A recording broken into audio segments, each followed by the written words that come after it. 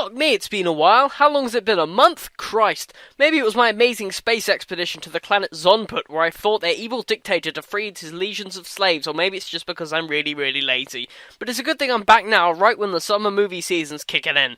We've got Guardians of the Galaxy, Teenage Mutant Ninja Turtles, Dawn of the Planet of the Apes, Jupiter Ascending, The Expendables 3, and Sin City 2.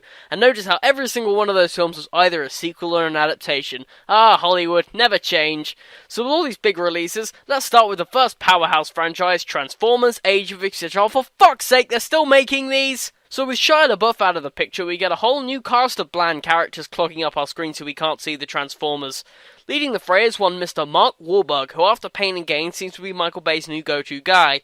With him and his irritating as fuck daughter, who seems to have even less of a character and does even less than fucking Megan Fox in the first two, Marky Mark's Funky Bunch is rounded out by Wahlberg's wacky surfer dude friend Lucas, who wanted to die so much that my need for his demise apparently manifested itself on screen as he is mercifully killed off in the first third.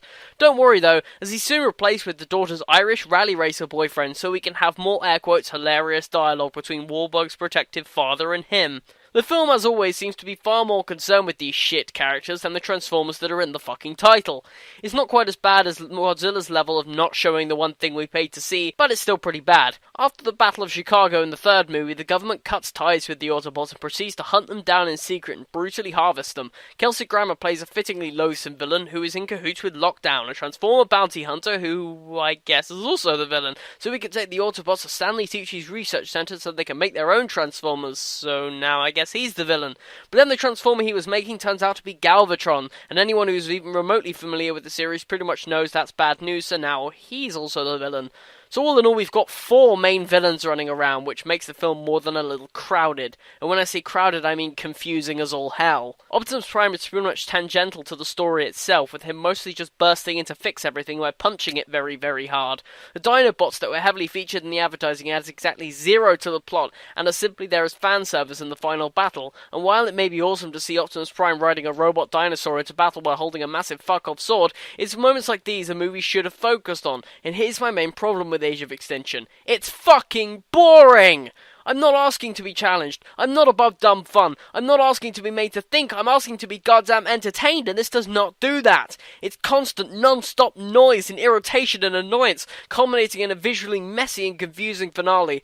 No matter how impressive your CGI may be, it looks muddy and unattractive because there's no style there. There's nothing to separate it from every other CGI-ridden film that comes out.